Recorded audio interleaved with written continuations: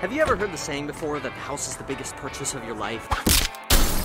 That you should wait until you're ready to buy a house, and you don't want to be tied down by the anchor of real estate and the maintenance and the roof replacements you might have to deal with. Well, I'm a real estate broker, and I'm about to share with you why you shouldn't buy a house. Number one reason you shouldn't buy a house, you're gonna end up over-improving it. Look folks, fancy doors, fancy siding, all this stuff is really cool when you own a house. You get to spend money and over-improve however the heck you want. But spending big money on things that aren't going to get you a return in either rent value or sale value is exactly the number reason why people should not buy houses. Let's give you some examples by walking through this flip. Now there's gonna be a little bit of an echo, but oh well, I'm showing you a flip, so get over it. Whoa! First of all, does anybody notice anything weird here? They messed up the design triangle. They got a design row of your 3 most important features in the kitchen. Oh well, we won't talk about that. So let's take a look at this. Flips are oftentimes a really good example to see what kind of renovations make you money and which don't. Let's take a peek. When you buy a fixer-upper like this was, which by the way, I went through this house, it used to be a hair salon, and this place was like rotten and a nightmare. It's close to downtown, it's a great location, everything about it was great, really good wedge purchase, which I always talk about. But what are people losing money on here? People lose money when they start going, you know what? We're gonna take all these old windows and we're gonna put in dual pane windows for $10,000 so we can save $5 a month on our heating bill. Or you know what? We're gonna insulate all the inside of the walls and we're gonna get this high-end crazy hardwood flooring. All that stuff is a ripoff.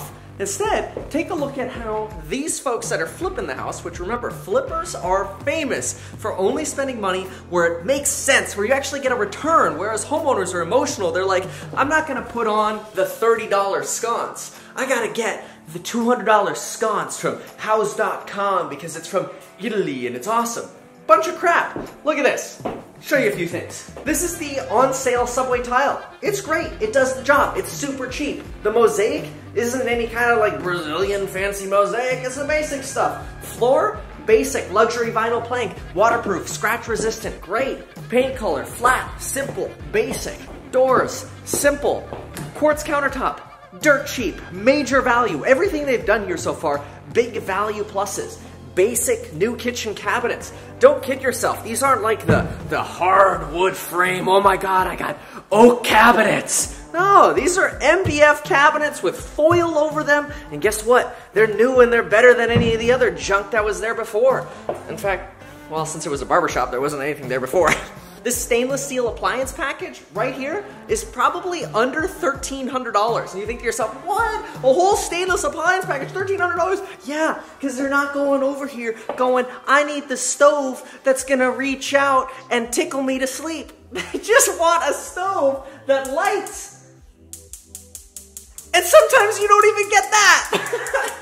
So when I say you shouldn't buy a house, it's because I mean you shouldn't buy a house if you're going to be one of those emotional homeowners that wants to spend money just to spend money. Look, the best thing you can do is the cheapest cosmetic stuff. Start going in, and I'm going to get a contractor to re-engineer the floor plan. I'm going to do all this custom fancy stuff. What a great way to lose money. If you are serious about investing for the long run, you don't spend money on this high-end cosmetic crap. Let's get to the next step, and we'll go to a different house for it, too. Oh, I gotta lock up.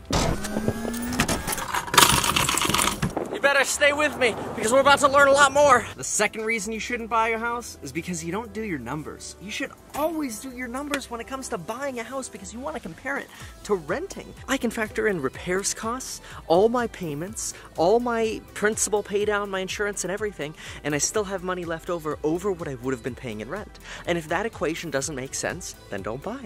So you got to do your numbers. But the number 3 reason you shouldn't buy a house is because a lot of people look at buying a house and waiting until they're ready because they want to upgrade their lifestyle. And upgrading your lifestyle is a big mistake when it comes to house buying. To me, house buying should be an investment. And that's what we talk about when we talk in my real estate course about how to buy houses, manipulate the discounted interest rates you get, the discounted fees you get, the opportunities you get when you buy a house for a purpose of living there.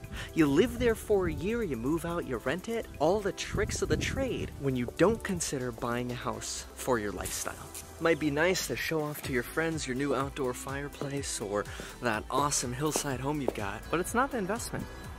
That's a mistake and you shouldn't buy.